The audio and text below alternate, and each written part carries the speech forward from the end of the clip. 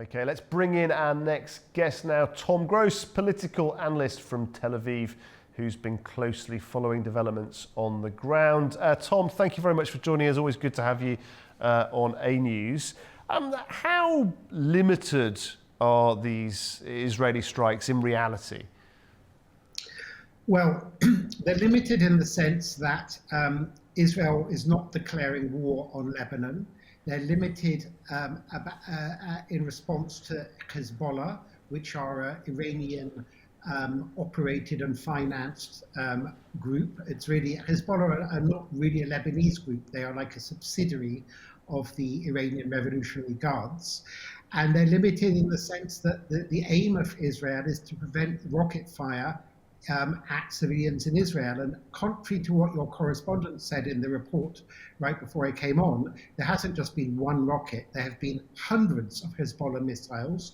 The fact that the death toll and injury toll in Israel is relatively small is because of the fantastic investment Israel has done in missile defense and bomb shelters and so on. But no country is going to want to put up with day after day, night after night, huge missiles being rained down on their population center. So it's relatively limited, but I think we need to remember that, that there have already been two attempts to stop this, and this doesn't just start now. There was a UN resolution 1701 that should have removed all Hezbollah missiles. The Lebanese government and the UN should have removed Hezbollah missiles. And then there was a second agreement following the October 7, 2023 attack from Hamas. The day after October 8, Hezbollah started firing rockets in solidarity with Hamas, firing rockets at northern Israel. And the Lebanese government gave a commitment to the Biden administration, and it later gave a second commitment to the Trump administration to disarm Hezbollah. And they have not done so. And there are thousands of Hezbollah fighters and rockets being rained down on civilians.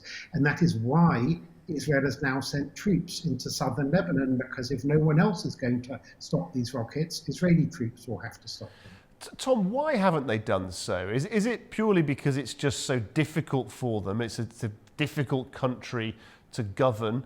They perhaps haven't got the capability, or is it about intent and will? And also, could we describe this now, do you think, as open war between Israel and Hezbollah? Well, firstly, yes, there is open war between Israel and Hezbollah, definitely. As far as the Lebanese state and government are concerned, one problem is that, Hezbollah are a Shia organization. Lebanon is a very sectarian country with Sunni Muslims, Shia Muslims, Greek Orthodox Christians, Maronite Christians, Druze, and various other groups. And the Shia, who have a higher birth rate, and now the biggest single group. They're not a majority, but they're the biggest single group in Lebanon, and there are many Shia in the army, in the Lebanese army. So one reason is the Lebanese government may be worried that units within the Lebanese army will not obey the orders to disarm Hezbollah. That's one reason. Another reason is that Hezbollah has been very, very well financed by the Islamic regime in Iran, and in many senses they are more powerful and better armed than the Lebanese army itself.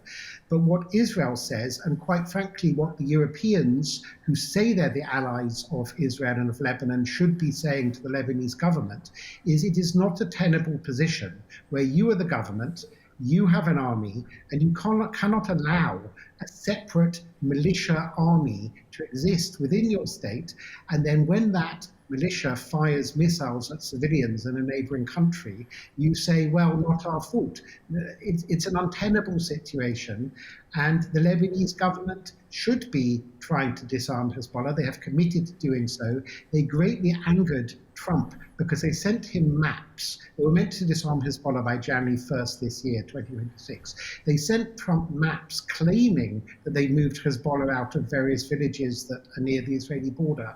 And it turned out they misled Trump, which is one reason why Trump also is furious with the Lebanese state. So I hope that answers your question. Yeah, I mean, Tom, just a bit more on that, because it's very interesting. What is the attitude of Israel at the moment to the European approach, some of the sort of warnings, the hesitancy that we've seen around Israel's fight with Hezbollah? Well, there is, anger with the Europeans.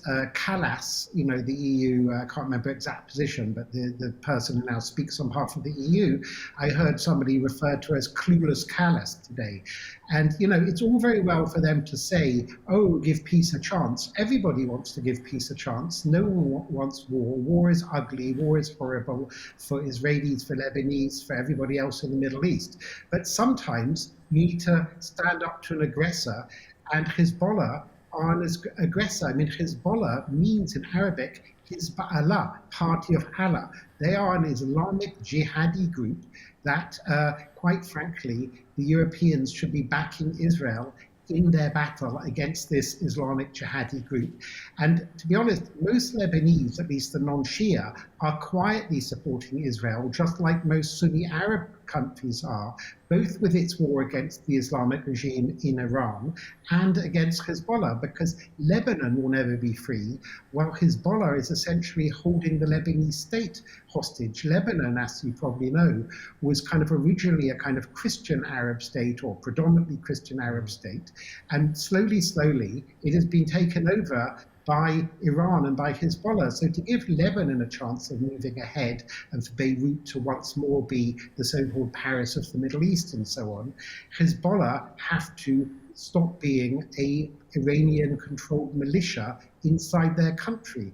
And I don't know who else is going to do this other than Israel. So they may not say so very publicly, both the European leaders, like President Macron in France or Prime Minister Starmer in Britain, and nor may some of the Lebanese leaders say this publicly, but quietly they are frightened of Iran. That's why they won't say it publicly. They're frightened of the Iranian regime and of jihadis, but quietly they want Hezbollah to be disarmed as much as anybody else. Hezbollah are not only a threat to Israel, Hezbollah are a threat to the Lebanese state.